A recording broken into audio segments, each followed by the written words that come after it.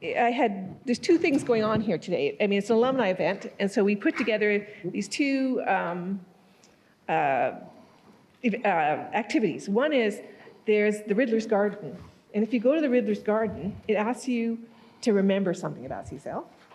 But there's also a phone, like an old-fashioned phone, and I think you like take it off like this. You know? There's a phone, and if you pick up that phone, it's going to ask you what you think is going to happen with CSAIL in the future. And there's a lot better wording and phrasing of this, but since there's no questions yet, I thought that I would ask that of the panel, which is if you had to retrospect on key moments either for yourself or for the lab, intellectually or personally, what would they be? And if then I flip the tables and say, well, where do you think CSAIL will be in the future? What would your answer be? Who wants to start? Tom, will you start? Well, I think CSAIL is going to continue on their mission, right? To have technology innovation and really make a much better future for all of humanity. Tremendous innovation, collaboration here. Of course, MIT, fabulous students, and it's a powerful combination. So I think that'll keep happening. And what they'll invent, I have no idea.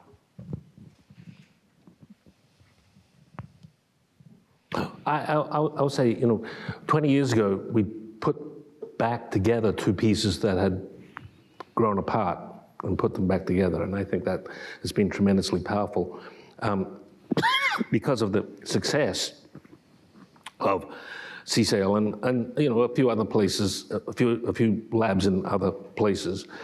Computation has become so important that it's now got a whole other sociological pressure at MIT. It's still the case that the Common Core doesn't involve any computer science, right? Yes. Right. Yes. Yeah, but everyone wants to be part of computer science, even though we can't possibly teach that to those people.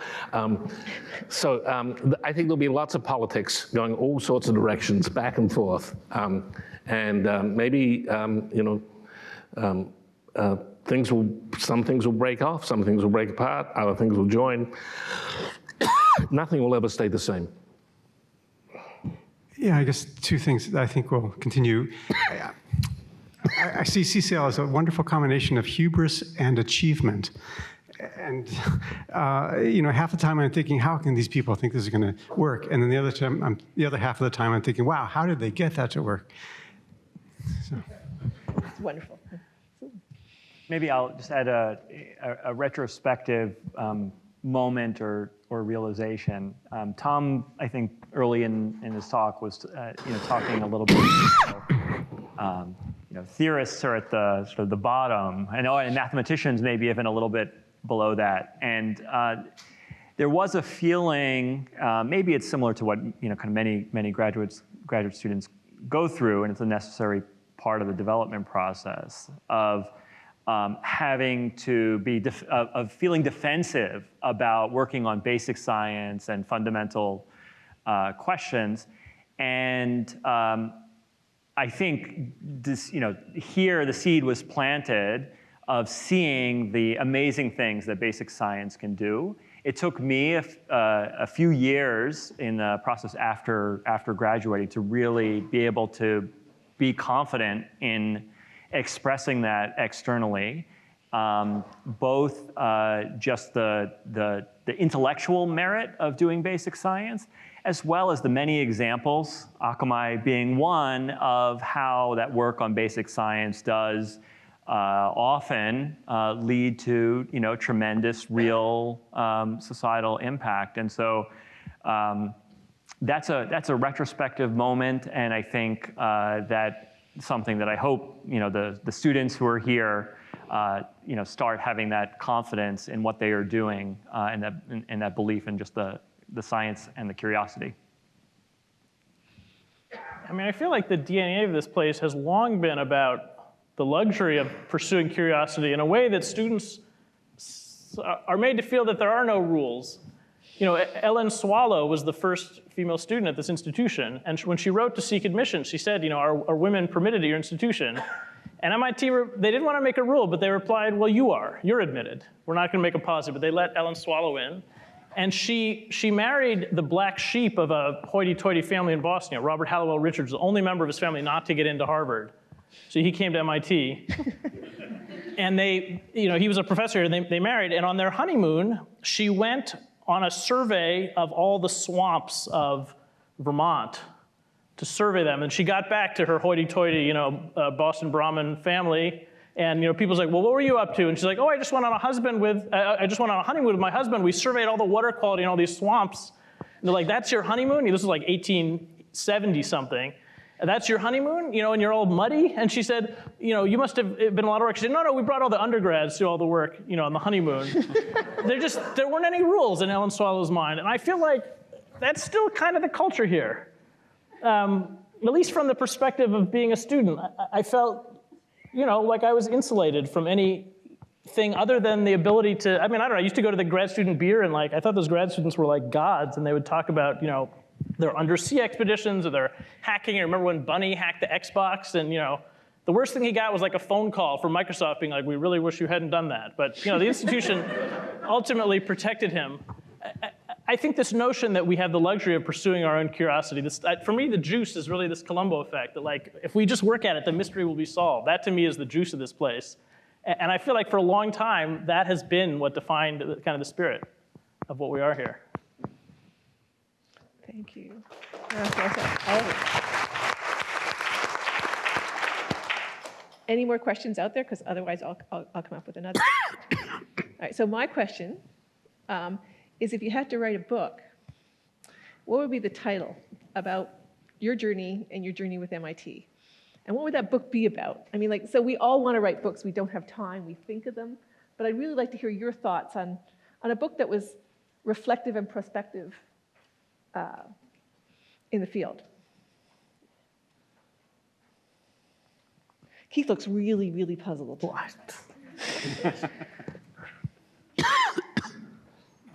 One potential title could be Memories from Long Imposter Syndrome. Lovely. What about you, Rod? What do you think?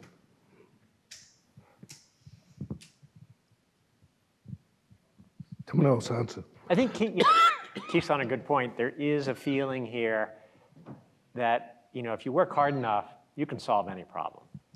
And, I think that does make a huge difference, because when you believe that, it greatly increases your chances of being able to solve the problem. And I think that is, maybe it's other places too, but it's certainly special here.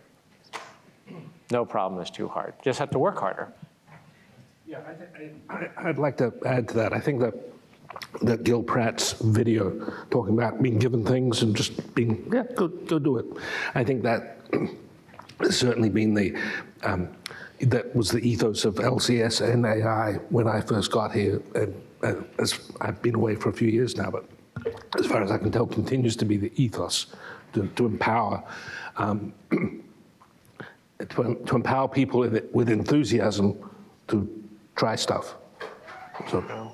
Sometimes there's a special joy in somebody saying, that's impossible, and then showing them they're wrong.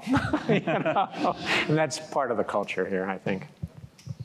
Also, just briefly, I want to mention, I remember telling Rod when he was lab director, and I was an untenured professor, I think, about this book I wanted to write, and I described it to him about powers of two and so forth. And I think it didn't matter what I would have described to him, but he said, yeah, you should do that.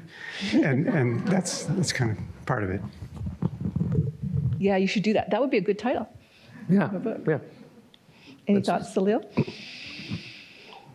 I don't have a great title for you, but I'm reminded of a conversation that me and two peers had around the time that I was finishing here, and we were debating about why we do what we do, and we couldn't agree we did it because it was important. We couldn't agree that we did it because it was practical or would be practical. But what we could agree on is that we did it because it was beautiful. Perfect. And I think with that, I'm going to let you all go. And one more hand for these people. Wonderful. Thank you so much. And before I give Daniela the last word, I'm just going to do some logistics for you. I know you've been sitting a long time, and you've had a very intense, packed day. And so I just want to tell you how we're trying to take care of you for when you walk out the door. At 6 o'clock, we're going to serve walking food that you will see served by waiters and waitresses coming around. And we're going to have all the eating right here on the main floor of Stata.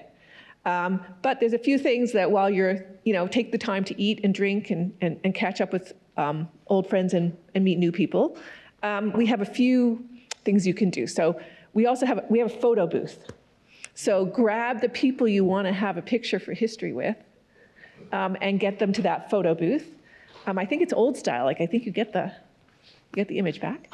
And we have these two phones, the memory one of what you remember and then what you think about for the future. We also have one other thing that you may see or may have seen, which is we had an artist come and sit today working with acrylics. And she has an image of Stata, and she's now creating a painting of the building. And she's actually sitting here doing that, and you can walk by and chat with her and see how that's going. Our plan was to run a scavenger hunt and draw for anyone who finished the scavenger hunt, we would draw and give them that picture of the building. We really haven't had time for it. Everyone's just been here, engaged, listening, and not necessarily out doing that. And I don't really want to motivate a hunt right now when there's so little time to talk with each other and eat and drink. So I think we're just going to do a raffle, but you will see this painter out there, and feel free to stop by and take a look. Did I leave anything out, Laura Lynn? Yes, that's the memories. So when you want to give your memories, you're going to get some interesting prompts and a really, really creative interaction. And that's because if you now go to the CSAIL lobby, which I think we actually officially can call it the CSAIL lobby, you'll see our beautiful logo up on the wall, and you'll see an interactive display commissioned from Carl Sims, an MIT alum, called Flow, which you can interact with. And right opposite that is the Riddler's Garden. And if you load the right app onto your phone, you can interact with the Riddler in the garden. And when you continue in that dialogue, the Riddler will eventually give you something that you can put in the garden, and what will grow in that garden comes from the seed you plant. So I hope you enjoy it. It's going to sort of prompt you, and we're going to collect those memories so that when we have another event in 10 or 20 years, and we're all here, we'll be able to go back to those in some sort of time capsule-like thing. So thank you, and I'm going to give the last word to our current director, Daniela.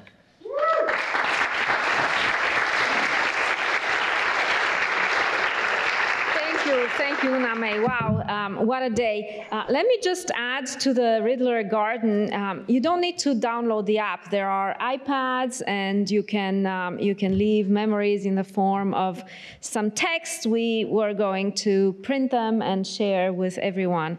So please visit the garden. So I've had such a great day today. Thank you all. Thank you all for being here. Thank you to our speakers who have been absolutely amazing. Our alumni are doing extraordinary work inventing the future and ensuring that the world is better with computing. Now,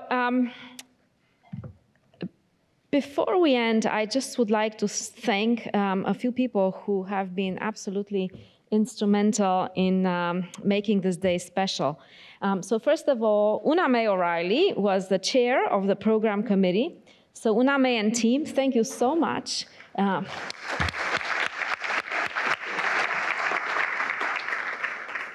Laurelyn Smith and Jessica Gibson and their teams worked so hard on logistics. We wouldn't be here with this smooth day otherwise, so thank you very much.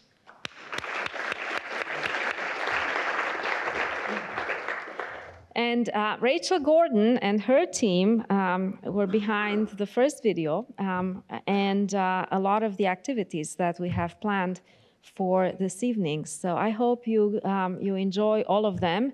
Rachel, where is Rachel? Thank you so much, Rachel. Rachel and Mike.